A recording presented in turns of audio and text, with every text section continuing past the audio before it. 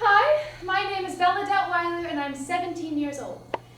I'm one of the youngest in my class. I have always been one of the youngest in my class. I have a summer birthday. I'm a Cancer, July 22nd, 2003. I always liked having a summer birthday. I had the freedom to run around in the creek behind my house before cutting the cake. I was one of those neighborhood kids, wild and barefoot, chasing fireflies and moths into the night. We would ride our bikes down the hill too fast, our parents called. Oh, but we were too enthralled by the sun on our cheeks and the wind in our hair, riding bullseye into the sunset. We would walk over fallen trees, our own bridge to Terabithia, looking out for goblins and trolls. There were wildebeests in those woods that we waged war on and fought battles with until we couldn't anymore. We followed the rules of the sunrise and the sunset, or whenever the street lamps would turn on or your mom would call you home from the porch. Back then, those summer days were infinite. Did you ever think that when you would say, "I'll see you tomorrow," that would be the last time? You wouldn't see them tomorrow. They would come knocking on your door, wanting to re-explore the woods behind your home, but instead, you're sitting at the kitchen table crying because you don't understand algebra and middle school is so big and confusing and you have to make new friends and new memories. Be pretty, be smart, don't speak without raising your hand. Oh, you have to use the bathroom? Well, you can wait 20 minutes. But I can't because I just got my period and I'm bleeding through the brand new skirt my mom had just bought me. There are boys looking at me from across the room, and in my head I'm thinking, boys are mean to you because they like you. But now I'm thinking boys are just mean. And girls are mean too. They giggle and whisper about your hair and the way it puffs up and out because you didn't know how to take care of it, but they don't care. They're prettier anyways. They have long, straight hair and clear skin and skinny legs and can wear the American Eagle shorts that never fit over your thighs, but that's okay because you have a beautiful body. I was one of those girls who matured quickly. I got a butt and thighs faster than Jessica and Heather, and I was always told that when you grow up, the boys are going to be all over you. No one told me that men would be too. I was 12 when I was first catcalled. I don't remember the details, but I remember coming home and feeling sick for the rest of the night. A part of me wondered that if I looked my age, would they still whistle and jeer at me from across the street? Probably. There's this weird stigma that surrounds young girls. You have to like pink, but not hot pink, because that's too girly. You want to be different. Reject all the sparkly clothes from Justice that you used to wear and be edgy and wear flannels and read books and look down on the girls who are basic and normal and, wear Uggs and drink Starbucks. Keep your grades up, but they don't really matter because you're going to marry a man and have a white picket fence and children and a house and a brand new shiny car. Oh, you're feeling sad. It's probably just a phase. That shirt you're wearing is way too low. I can see your cleavage that I don't have because I'm 12. And you can't do that. Don't say that. You can't wear that. That skirt is way too short. Act like a lady, but I'm not a lady. I am in the 7th grade, and I just learned that numbers have circles. And apparently you're telling me that my prepubescent body is distracting. Well, the boys talk about it in the locker rooms. Well, we have a locker room too, and we never talked about how short the boys' shorts were that day. We gossiped about the 6th grade teacher who was rumored to have been put in that class because he always looked down the 8th graders' shirts when they asked for help at their desks. It's probably not true, but why was that the first thing we thought of? I don't know. They say childhood ends when you grow up and you get in high school and you can drive and you have a boyfriend, a girlfriend, a partner. You start taking care of yourself, but I think childhood ends when girls learn that the world around them was built for them to fail. When people start commenting on your body, pushing your boundaries, and breaking your heart. Sometimes I wish I could be 10 again and chase the butterflies in my backyard one more time. But I can do that now. Hell, I can drive myself to the park and do it. I can have picnics with my friends and eat sour gummy worms until I'm sick. I can drink frou-frou coffee and eat French toast muffins alone and not feel sad. Yes, being a teenager sucks, but it sucks more being 13 and knowing nothing about how the world works. I am not some little flower waiting for her man. And I am also not the female protagonist who wins the war by herself, because females are strong and powerful, but they also fight battles in bras and heels. I am just a person who likes the sunrise and peaches and plums, who loves the smell of old books and libraries and can't stand people who drive slow and cloudy days with no rain. Somebody who learned that it is okay to put herself first. Everybody wants to be the hero, but sometimes the only person you can save is yourself. And that is okay. It is okay.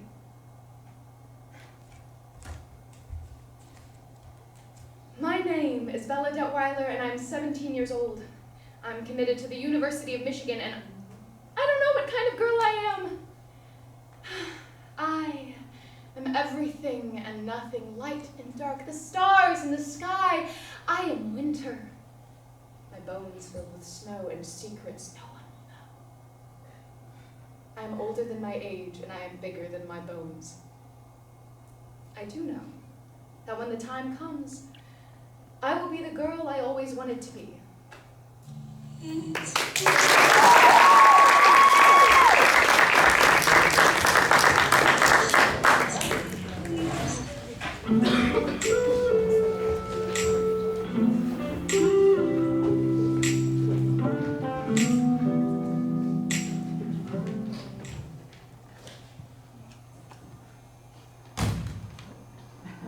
Juggling is something that everybody is capable of doing, but is in awe of other people who already know how to do so.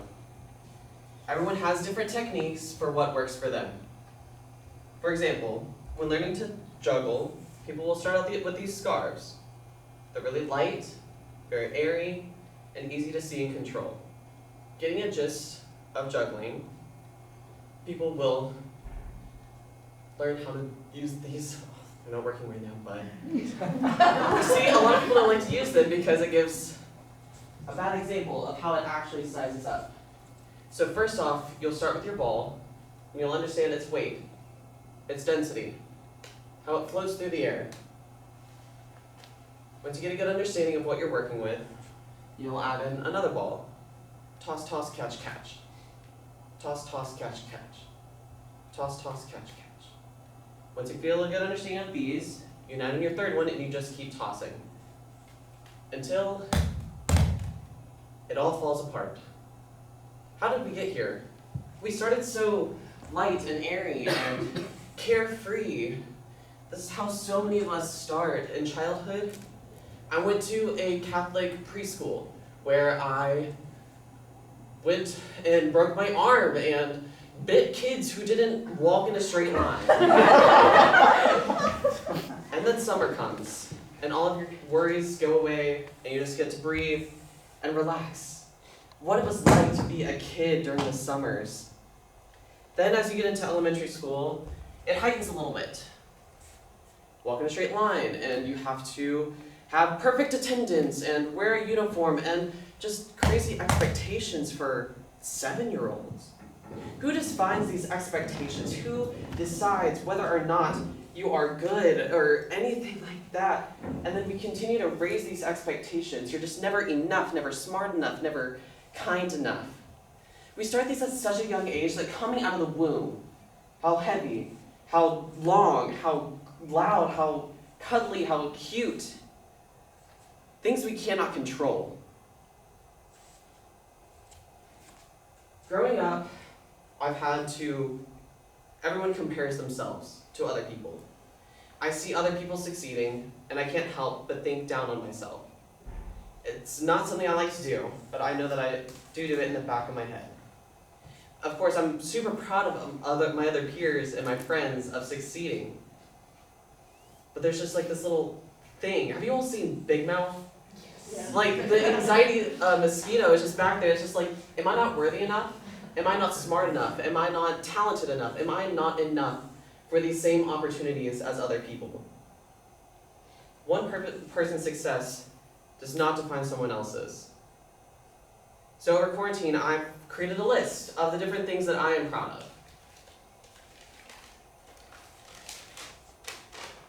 Getting into Ypas, just being here. I've loved every second of being at Ypas. It's crazy to think that today was our last day walking these halls. GSA, what a great experience. I'm so thankful for it. Performing locally throughout middle and high school and with all of these wonderful actors. My dance studio, every single performance opportunity that we get, and getting to dance and create with more beautiful artists. Starbucks. Man, I just love my job. I got partner of the quarter, I'm a trainer, I love everything about my job. Kentucky Shakespeare. For the past few years, I've been able to perform with some of my classmates, and actually this summer we're doing Midsummer, so come see us at the beginning of August, and I'll be performing in Shakespeare in Love with Mr. Hines, so come see that as well. Driving, a huge thing for us nowadays. And of course there's been some hiccups, if you know, you know. But I'm still proud of myself. Getting into college, one of the hardest things that a person can do. But I'm still super proud of myself and all the successes that I've made. And learning how to juggle. Man, it's not easy. But being able to recognize these things doesn't get rid of all of the other anxieties. All of these things in my life are just flying through the air, and I don't know how to control all these different colors. I just needed to stop. So I take a deep breath, and I look in front of me, and I see my priorities. I know what's important to me. Graduation, this Friday. I know how important it is to me. I know its weight, its density, how it floats through the air. I am capable, I can do this. And then we've got theater stuff. This performance, Kentucky Shakespeare. I know that it will come together last minute. So I breathe, I know I'm prepared, and I can do this. And then my mental health. I get to spend time with people I love, getting to do things that I love, and just existing. So I've worked on my method of juggling, may not be perfect, but I know that I'm capable of taking on any other priority. And who knows, maybe I'll even join the circus.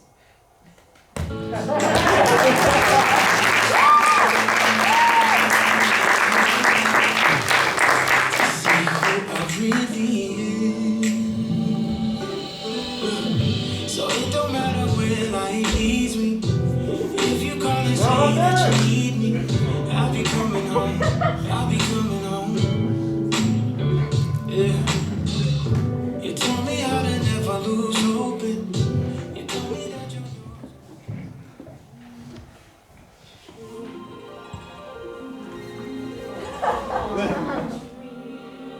It's a wish your heart makes when you're fast asleep. In dreams you will lose your heartache. Whatever you wish for, you. I love Disney princesses. I really do. When I was little, I used to think that I would either be a pop star or a princess when I grew up. Those were actually my only two options. In fact, if 5-year-old Allison were here now and knew that I was even considering getting a degree in political science, she'd have a coronary. Literally. God knows how many times my parents had to sit through me singing Part of Your World or the lines they stood in at Disney just so I could get a signature in a little book that I'm fairly certain is lost somewhere in my vast void of a basement. In fact, all of these characters have had a tangible impact on my life, and I really want to tell you about it. So, who do we want to start with? Ariel. Ariel. I heard Ariel. From Ariel, I gained my love for music and crop tops. I I remember when I was little, my mom gave me a CD, Lady Gaga's Poker Face. And I used to run to the basement and put it in our big radio system and blast it at high volume and make up dances to all the songs. And then after dinner, I would drag my parents and my little brother downstairs, and they'd be forced to sit through me performing all of the songs on the album. And don't even get me started on singing. I was horrific, but I loved to sing. Who next? Jasmine. Jasmine. From Jasmine, I gained my passion for feminism. And now that's not a word you typically hear associated with the Disney princesses. Feminism. And you see, I've read all the parenting websites and all the arguments they make for not letting your children, your little girls specifically, watch the princess movies. It'll make them value physical beauty over intellect. It will teach them that their only purpose is to be with a man. But I didn't get any of that out of these characters.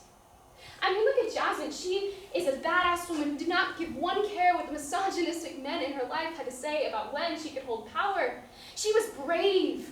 And I'm so glad that I had a role model like that, even if it was just a fictional character. So who's next? Belle. Belle. From Belle, I gained my value and love for academia. I've never had a B on my report card, not once. I've been a straight-A student since I was in preschool. My ACT score is only 3 points off of perfect, and I've received glowing reviews from every teacher I've ever had. In fact, I remember in middle school, my literature teacher, Mr. Sheps, used to set page goals for everybody throughout the semester, and the way we kept track of it is we had these big charts on the wall, and all the charts were divided up kind of like graph paper, where you had like the little boxes, and it went all the way along, and they were really big and bright and colorful, and at some point on the chart, there was a big, like, thick red line where the score would be, like your goal. And so every 100 pages, you would go and you'd get your marker and you'd run up and you'd find your name and you'd color in a box and you'd try to make it to the red line. Well, there was this group of girls, myself included, and we would race to see who would hit the line first. And then after we hit the line, we raced to see who could get the most amount of charts added to the wall to hold all of the pages that they read throughout the semester. Even when looking at schools for theater, I picked ones that had good academic reputations and resources. I love school, I love learning, and I think a lot of that comes from Belle. So who do we have left? I think it was Cinderella. From Cinderella, I gained my love for dressing up. I never miss an opportunity to get fancy. I love dresses, I love heels, I love doing my hair, I love doing my makeup, I love all of it. You can ask my mom. I've been scouring clearance sections at stores to buy pretty dresses since I was in elementary school. The dress I wore to our not senior prom was from a flea market like 2 years ago. My dad found it. And the dress I'm wearing right now, I bought for $23 last July. I love dress shopping. Thank you. I love dress shopping. I really do. I love picking them out. I love trying them on. It just makes me feel beautiful, and I love it. But more importantly from Cinderella, I learned a lot about work ethic. Cinderella had all the odds stacked against her. Her mom died, her dad married an evil woman, and then he died. And every day she was expected to get up and be a slave in her own home and complete task after task after task after task. But she did it with a positive attitude. And that positive attitude was what allowed her to move on and have her happily ever after and find her literal Prince Charming. If that's not inspiring, I don't know what is. And the last princess I really want to talk about is Aurora. From all of these characters, but especially from her, I gained this infatuation with the concept of a Prince Charming. I remember being in preschool, and we had these pop-up tents. This one was shaped like a bus. And I was in there with this boy named Alex, and I was like, do you want to hold my hand? And then he was like, yeah. And I thought I just found my husband. I really did. I thought for sure that this was the man that I was going to marry. I was over the moon, excited. If he would have proposed, I would have said yes, right there. Fast forward about 9 years, I started dating this guy. Let's call him Chad. Okay, so I started dating Chad, and that was really what kind of made me rethink the whole Prince Charming thing. See, my brother had this really severe head injury, like one of those like life and death kind of injuries. And when I called Chad, just panicking, freaking out, looking for someone to just tell me it was going to be be okay. I just needed somebody to comfort me and say, Allison, it's gonna be okay. He answers the phone and he goes, yeah, but like, it's probably like not even that bad. Look, like, I told some girls I'd pick him up at the yacht club, so like, I should probably go. What? And I didn't get properly upset in the moment. But you know, my brother was having brain surgery and my dad was crying on the other line and I was kind of freaking out. So I didn't get as upset about it as I should have. But after the dust settled and my brother was okay and my family put themselves back together a little bit, I had this growing anger and disappointment towards him. And I didn't break up with him right then. I should have, but I didn't. And maybe that's the worst thing I gained from these characters. An unrealistic expectation of romantic relationships. But that didn't last too much beyond my freshman year of high school, so it didn't exactly derail my life. And in fact, I'm so grateful to these characters for teaching me that you can be a hopeless romantic and a feminist. The two are not mutually exclusive, and believing in an epic romance does not make you weak. And look, I get that these characters are all flawed. There's issues with body inclusivity and diversity, and none of that is excusable, but here's the most exciting part. I get to go into theater now. And I get to be part of building the next generation of characters that inspire young girls to love school and love music and love expressing themselves and making themselves feel beautiful, whatever that means to them. I get to be part of that. That's amazing. That is my perfect fairy tale.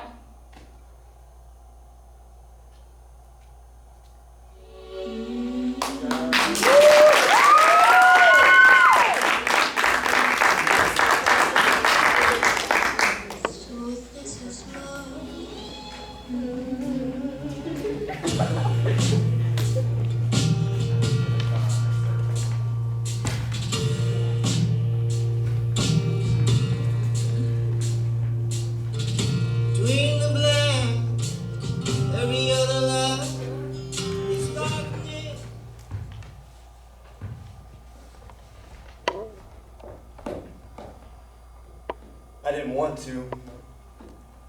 Not today. I had a guy I was going to meet after school. It seemed cool, I guess. I'm sorry, that's off topic. I guess it started in the hall. I should say he was calling me names or laid his hands on me. I wish I could say that, but he was just joking. Not about me or anyone really, just joking. Strolling around joking. When he looks at me, it's like he's undressing me with his eyes. I mean, not a sex thing, just like he lays you bare, defenseless. And you wonder how a guy can know so much about you just by looking at you, and it made me angry, so I stepped to him and I said, if you got something to say, just say it! And then he started saying things. No, I won't repeat them, they don't matter now. It's all done and bloody anyway.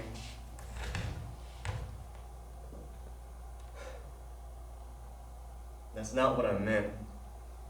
I swear. I'm not out to hurt anybody. I'm just not.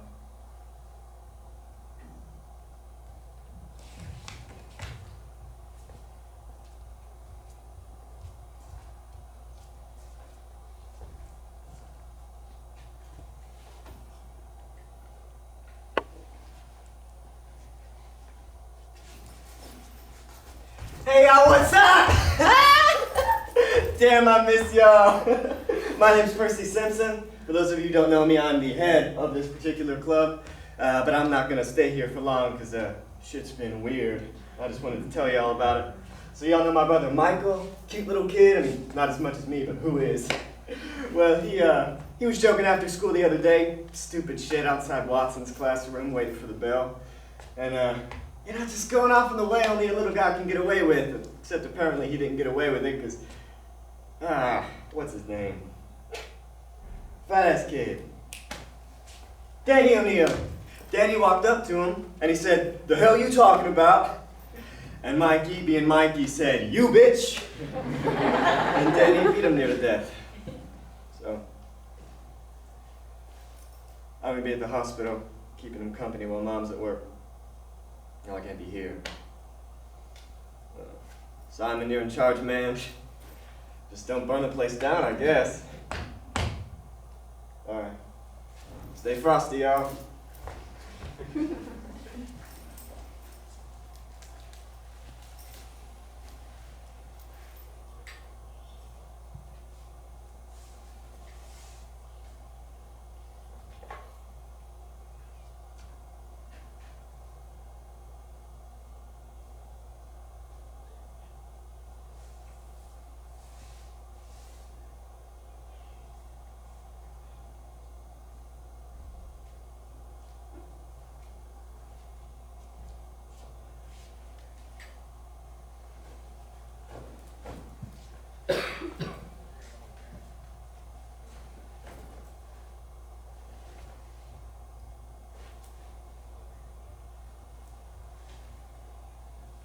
Danny,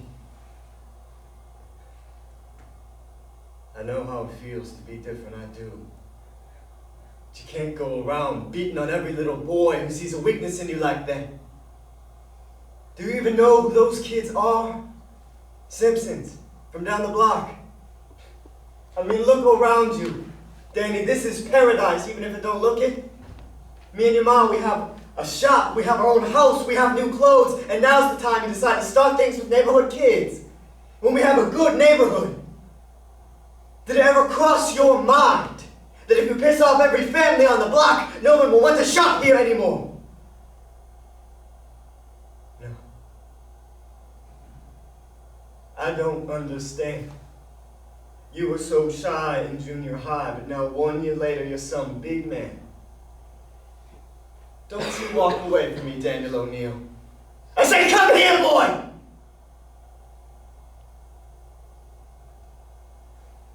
I know we don't talk like this enough, and for that I am sorry. I don't know what it's like to grow up like you are, but I know what it's like to be an O'Neill. You big bones, you get made fun of for it, on top of everything else. Seems like too much, I get that. But this front you put up, it makes me sick, son. It's like you got a stone wall around you, and sure as shit no one can get in, and you can't get out either. You think that wall makes you a man, son? Because when I see you, I don't see a man. I see a little boy who's mad at the world because it's hard to live in. And more than that, I see a brave little boy. I see an honest little boy. I see a little boy with a fierce love for people. All these things. That's what I want for you. Not to be angry all the time, not to hurt people you don't like because you don't know how to tell them off. All these beautiful things you got. Same as I saw in your mom. That's why I married her. And when you marry,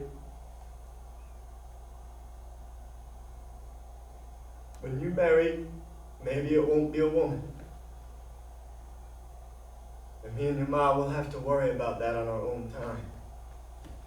But what I want you to worry about is as you get older, you find people who see these things in you, who see you.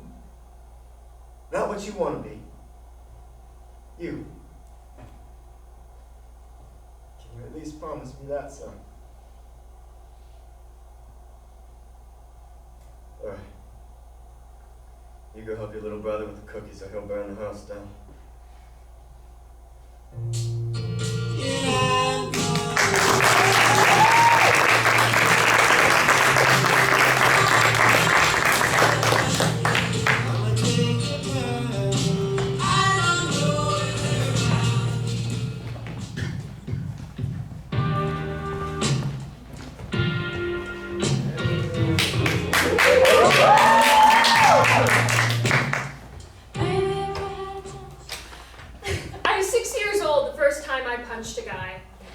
It was my first year of preschool, and I had this major crush on this kid in my class.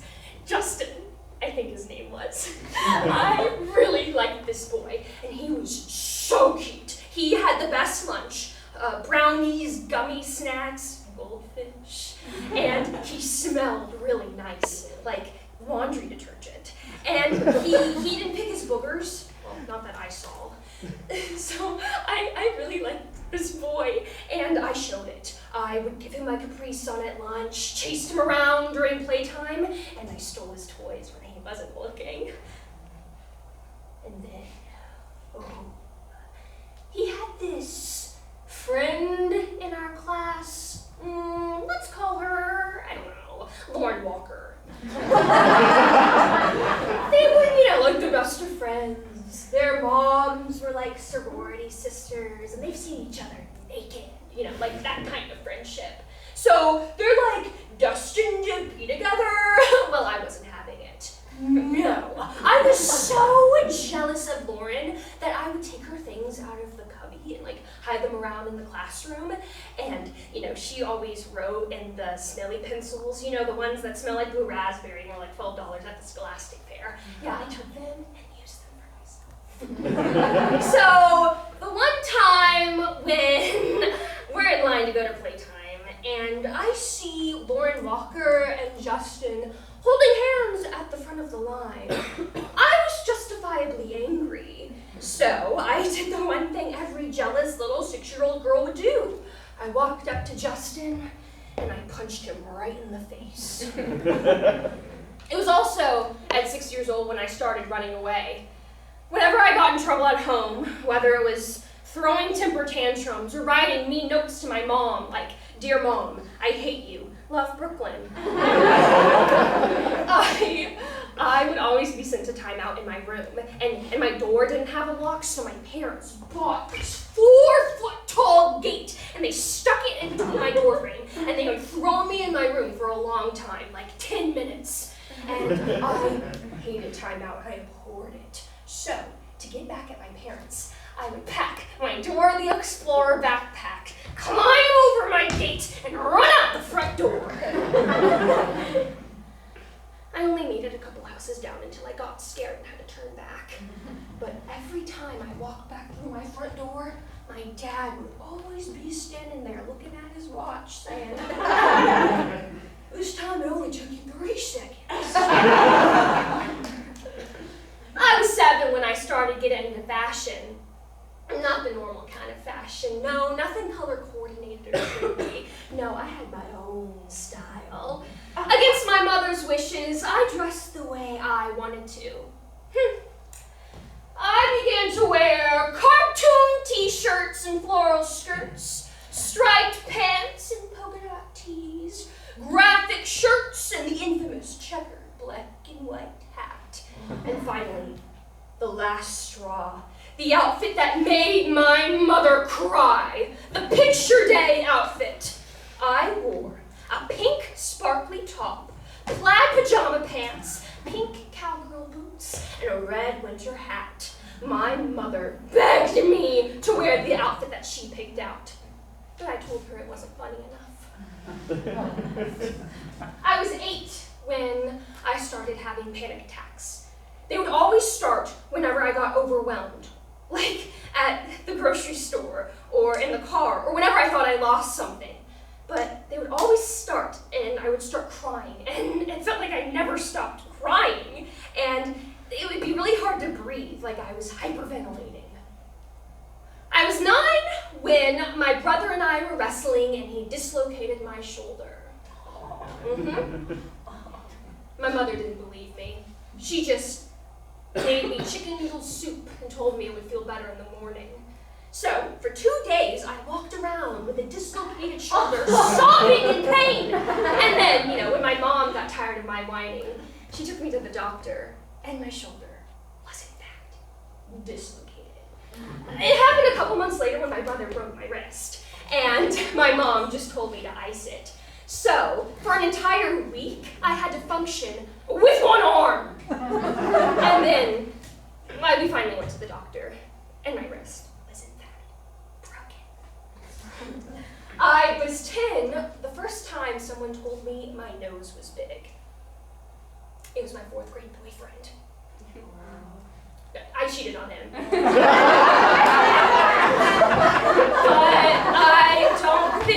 I don't think a day goes by that I am not insecure about my nose. Like every time I look at a picture or in the mirror, it's like the first thing I see. I was 11 when I got tested for autism. I had to sit in front of a computer for 3 hours and answer probably about like 1,000 questions. Do you find it hard to make friends? Does this image show a cat or a dog? How many times a week do you cry? Blah, blah, blah, blah, blah. Well, the results came back that I had a severe case of anxiety. Well, now I could name the thing that was going on inside of my head. Anxiety. Like the kind of anxiety that will affect your entire day. I think of it as like the devil sitting on your shoulder, and the things the devil says to you makes you feel like less of a person. And then when you're sitting up at night, laying in bed, you have to replay every single interaction you've had that day. Like, why did you say this? Why didn't you say that? Why are you so annoying? Why can't you talk sometimes? Do people even like you? Why didn't you ask the barista to remake your drink when you asked for oat milk and they put whole milk instead? And you paid $7 for that drink and you had to throw it away? That car has been following you for a while now. Are they trying to kidnap you? God, sometimes I wish that my brain would just shut off for just a minute. Just a minute. My boobs started growing when I was 12. And I feel like my entire life changed. I began to think it was like the only thing that people saw in me. Like whenever I met someone, it was always a boob eye look, boob, then eyes, two-step movement. Last Christmas, when I was talking with my grandma in the living room, and we were talking, and I was looking at her, and I was looking at her, and I go, wow, Mimi! You're the one I have to thank for getting me these big boobs! Oh, and she goes, oh, Brooklyn oysters! What am I gonna do with you? 10 minutes later, I found out that my grandma got a boob job when she was 20. So, that's where I got my boobs. I was 13 when I started my first acting class. I hated it. I would overthink every single little thing, and I didn't have a lot of friends at first, so I would always sit in the corner and never participate, ever. It took me a while to loosen up. I was 14 when I learned that guys don't always get in trouble for touching you. Whether it's at a performance backstage or in front of an entire class, and then, when you tell someone, like an assistant principal, the only thing said to that teacher is a warning. A warning. I started throwing up when I was 15. Not on purpose. Well, but it became like the normal for me. Like, whenever I would be throwing up, people would, be like, oh, where's Brooklyn? Oh, she's throwing up. Oh, okay. So I really got sick of getting sick, so I went to the doctor. And after paying thousands and thousands and thousands of dollars in medical bills and hours waiting in a waiting room and going through dozens and dozens of procedures, my doctor finally told me that I was lactose intolerant. So I stopped eating dairy. Surprise, that didn't work. So I have this conspiracy theory where I think that there's the alien from the Aliens movie going, hanging out inside of my belly, and one day it's just gonna pop right out. I was 16 when I started my first job, Green District. 2.5 years now. I could go through an entire day and tell you everything that I've gone through at that store. I mean, I've almost died in a fire at a salad restaurant. I think I'm gonna quit. I was 17. No, I was 18. 17? Mm-hmm. Oh, okay. I was 17 when I became vegan. 2 years now. More like 75% vegan. 60% vegan. But it has completely changed my life. I mean, now I have this like cool, interesting fact I can tell everyone. Like, hey, I'm vegan. I eat maple bacon fake jerky and cashew queso. It's not that good. But so eat it anyways.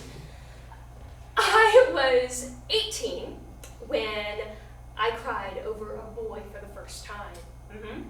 I was sitting in front of the Metropolitan Museum of Art in New York City. I wish I could tell you it was out of an episode of Gossip Girl or Sex and the City. But it's not. I was also 18 when I committed to DePaul University, and I wanted to spend the rest of my 4 years in Chicago. Huh. Oh, that's it. I don't know what'll happen to me at 19 or 20 or 63. All I know is that I'm Brooklyn Durs. I'm sporadic, spontaneous, weird, funny, goofy, mercurial. I don't know what that means. I pee my pants about twice a week. Maybe 3 times. I have this little puppy named Maisie, and I love her so much. I mean, I love her so much. My favorite drink at Heiny Bros is an ice cream latte with oat milk. I eat sushi, even though I'm vegan. And my favorite thing to do in the entire world is to look up at the stars. Oh, thank you. Those are just a few of my numbers. And I have a dozen more. I have numbers that are good and numbers that are bad. I have numbers that I can't get out of my head and numbers that make me laugh and smile. I mean, we all have numbers. Things that we can't get out of our head. And things that take up the entire day. But that's just living. Living in numbers.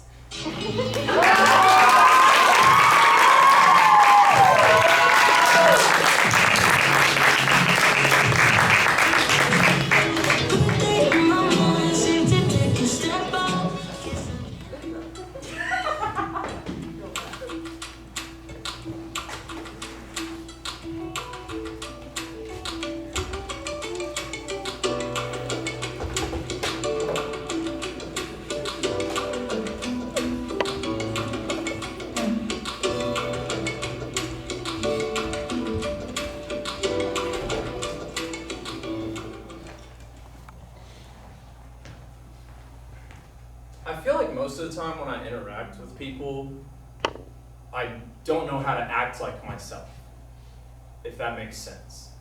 It doesn't.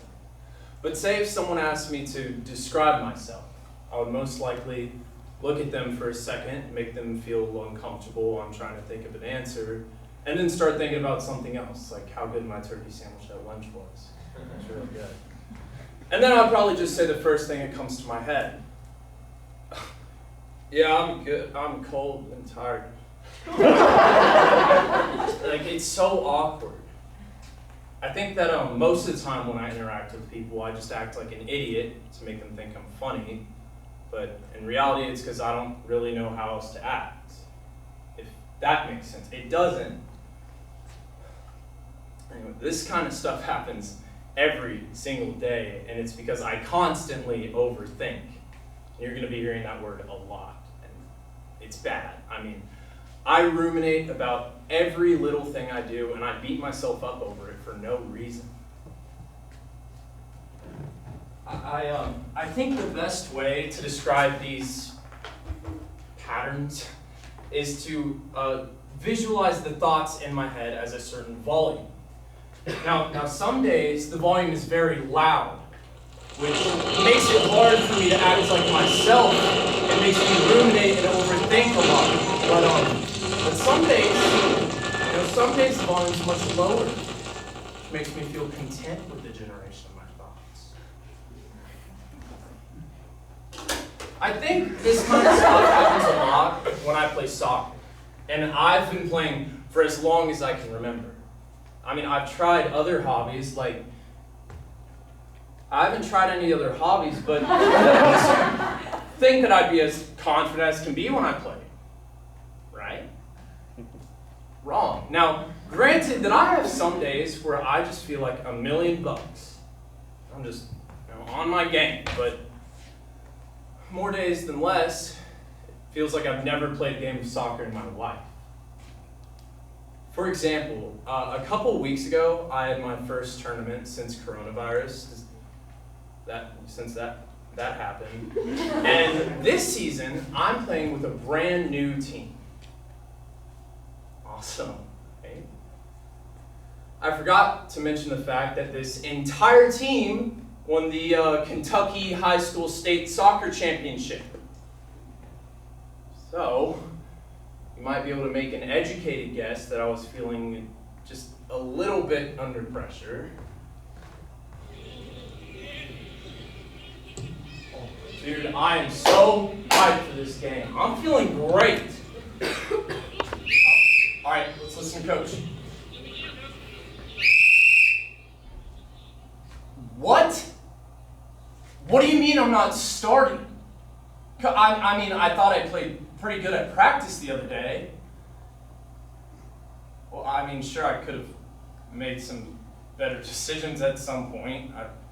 I mean, I probably dribbled too much. I made a few bad passes. Probably didn't make the right run. You know what? Actually, you're right. I'm sorry. I actually did play really bad. It's just, I barely got any sleep the night before. I never do. My hamstring, that's still hurting from when I pulled it about 5 years ago. And I mean, my ankle just started hurting out of nowhere. And I mean, you're right. I probably didn't eat well the night before. I probably was dehydrated. I was playing really. You're right, Coach. You know what? I'm sorry. I'll sit this one out. Another stupid and instinctive habit I have is trying to come up with any possible excuse for why I could have done something wrong. My coach just looked at me and then turned his attention towards the game. This kind of thing happens every single time. You know what? It's fine. It's fine. Just focus on the game. All right, come on, boys. Let's step up. Hey, you have a man on your back. Watch out. Hey, good ball, good ball. Turn there. Watch out. Hey, how do we get the ball taken from us that easily? Come on, boys. Hey, keeper, big save here. Come. No. Damn it, boys. How do we let them score that easily? What? Yeah, I'm ready to go in, Coach. Born ready. I was not ready to go in. My head has been racing this entire time. I feel the sun urge to pass out. I have to pee so bad. And I mean, our team was playing so well. What if I mess up the game for us? What if I made a wrong pass? What if I missed an open? You know what? You're fine. All right, come on, boys. Let's go. Hey, watch out. You got a man on your back. Yeah, pass here. Pass. Why would you not pass that? Yeah, ball. Who's open?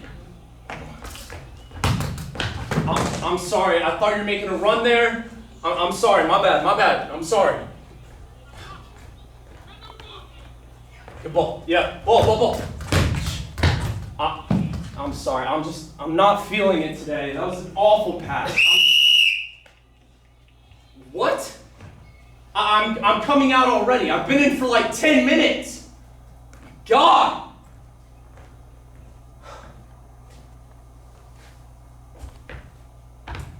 I ended up going back in during the second half and played basically the same as I did during the first. After these games, I usually don't talk to anyone for the rest of the day. And I am 100% sure that I would play better if I just didn't overthink. But, in a way, I'm kind of appreciative of these habits. I know, right? Like, what? But if it wasn't for these habits and these experiences, I wouldn't be the person that I am today. And trust me, I have tried to pretend that I'm someone who I'm not, and it is truly the most exhausting thing in the world. But the more that I overthink about overthinking, the more that I realize that this is my head, this is my brain. I read a really good book recently called Awakening to Your Life's Purpose. I know that sounds really deep, but it really addressed these problems that I'm having and put some things into perspective for me. For example, on page 48, the author says, as long as you don't recognize these thought forms within yourself, as long as they remain unconscious, you will believe in what they say. You will be condemned to acting out those unconscious thoughts, condemned to seeking and not finding.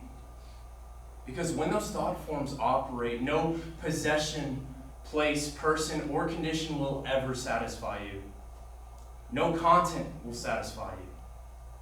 And at the end of the day, a thought is just that, a thought. That's some deep stuff.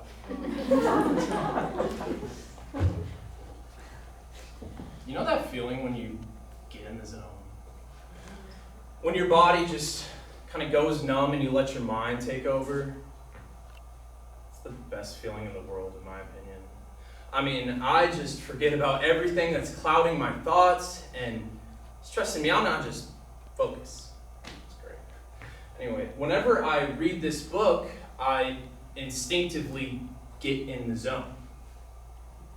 So recently, whenever I've been feeling stressed out or that my thoughts are just getting the better of me, I just pick up this here book and I read dozens of pages, and with every page I learn something new and valuable.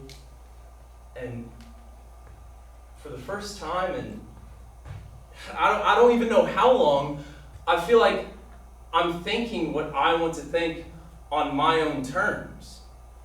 And the more that I read, I realize that all I'm doing is focusing on the present moment. That just means I'm reading, but focusing on the present moment is the easiest way to put the most difficult concept to grasp. Just out of curiosity, how many people in here would say that they overthink? I mean, y'all are weird. But sometimes I feel crazy because I think that there's no possible way that someone could understand what is going on inside of my head. But about 76% of adults say that they suffer from chronically overthinking and suffering from anxiety on a day-to-day basis. And, you know, whenever I tell people this stuff, they always just look at me and go, "You're not alone, Josh.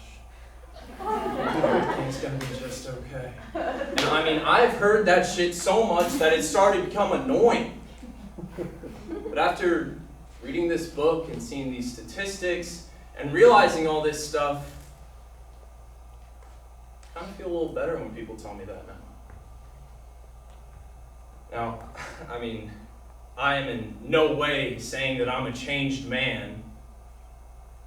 I definitely still have some pretty hard days. But every day I notice it a little less.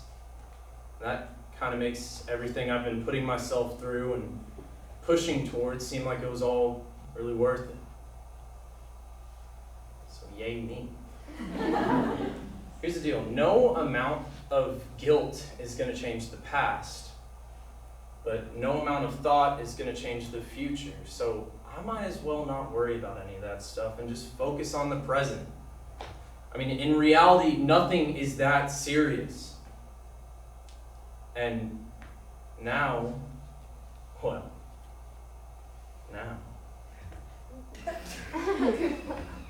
feel like I kind of do know how to act like myself. Isn't this such a beautiful night? Whoa.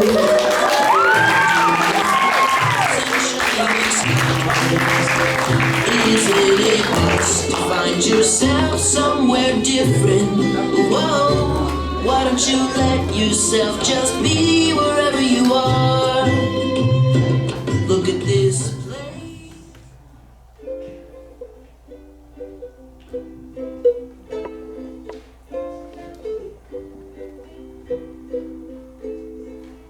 Us young people are notoriously scared. Us young people are extremely unprepared, but there has never been a time when old folks didn't judge. Your parents and your parents have always made fun of us. But to be honest, there is a lot here to critique. From K-pop stands to OnlyFans to Tide Pods that we eat. But in reality, we didn't actually eat the Tide Pods. We just made a joke that they looked like gummy, like fruit snacks, but then you guys took it too seriously, so in retaliation, we ate them, so it's all your fault. But if you think about it, we're all pretty much the same. We all think that we're the best and want to take the reins. We all feel hurt, and we all feel a little pain. It just so happens that I have a developmental brain. From 1997 to 2015, everyone born in the years in between have something in common. It's rather obscene. Obsessed with the screen, obsessed with caffeine, thrown into circumstances all unforeseen, blurred views of gender, open sexuality, rooms colored brightly with strip LEDs. Expectations were set, but we disagree. This is the group that is known as Gen Z. September 11th, 2001. 2 planes, 2 buildings that shocked everyone. But Gen Z was in diapers, so we didn't know that the Grow would show to have won. A nation in terror, but we felt left out. 2001 babies claim to remember for clout. 9/11 didn't affect us like we thought it should. Tragedy reserved for people past childhood. An entire generation left misunderstood. Boomers, you assume, are just mad and confused, whose views are infused with ideals disapproved. You don't work hard for the battles you've won. Remember when you were no fortunate son? Make love, not war. What was it for? Fighting for issues deep down in your core. Bras in society you seem to abhor. Friends you would love, trees you would hug. Maybe it's because you all were on drugs. Now you're mad because nobody reads and everyone's gay. Structure and hard work is what you flambe. You don't have a job, that's your fault, I say. Boomers are better, you all are stupid. Okay. If you're offended, don't be offended. I'm just a stupid baby, what do I know? Millennials. Millennials with their cats and their debt. The notorious middle children of the world. Apparently they're the laziest ones yet. Tried giving their kids iPads for a whirl. Their memes are so tasteless, there's no funny bone. Bad Luck Brian, Minion memes forever alone. Loans, they last forever. But at least they can name every Backstreet Boys member. Howie, AJ, Brian, Kevin, and Nick. Avocado toast, hashtag blast, makes me sick. Millennials, what did the recession do to you? The power was in your fingertips, put potential to use. You didn't do anything. What do you expect us to do? If you get offended, don't be offended, but don't you just hate being generalized? The silent generation.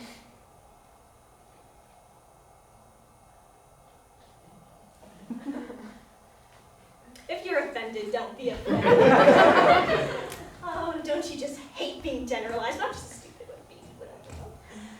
Gen X babies, where ya at? Big hair, no cares, Walkmans and Thundercats. Y'all are latchkey kids, whatever that means. Trends determined by MTV. Your generation fills mine with glee, so we stole your music and your mom jeans.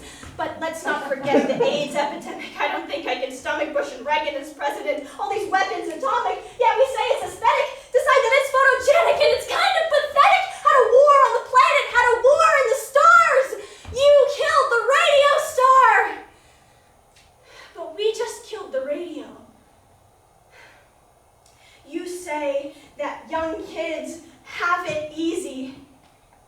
But isn't that the point of having kids? You handed us these issues, you tell us these fibs, then we deal with those problems you later forbid, created a monster, hid it under the fridge, then get mad when we remind you it exists.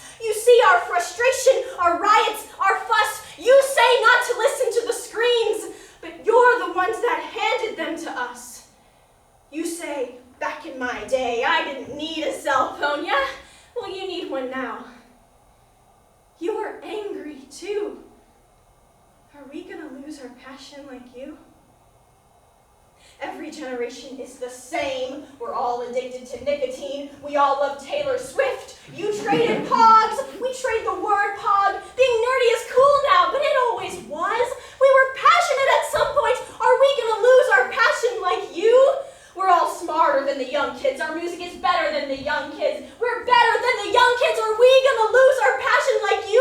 We're all just people that shit happens to, but it's how we react that's really the clue. But you guys reacted. And we did too. What happened that made you forget what was important to you? Are we gonna lose our passion like you?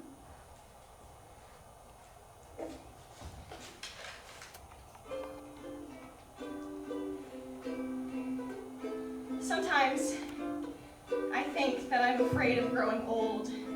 The inevitable. My pizza getting cold. The media leads me to believe that you're afraid of us. But deep down, we're afraid of you too. Afraid of becoming like you. But every day, a 9-to-5 job sounds better and better. Things I sworn I would never, but we're in this together. Every day, a 9-to-5 job sounds better and better. Things I sworn I would never, but we're in this together. Every day, a 9-to-5 job sounds better and better. Things I swore I would never, but we're in this together. Is that what growing up is? Being okay with living life in a square? I swear, my dreams are out there. Right? Content with contentment. Do you just wake up one day and your dreams and passions aren't there? Is that what growing up is? But what do I know? I'm just a stupid baby.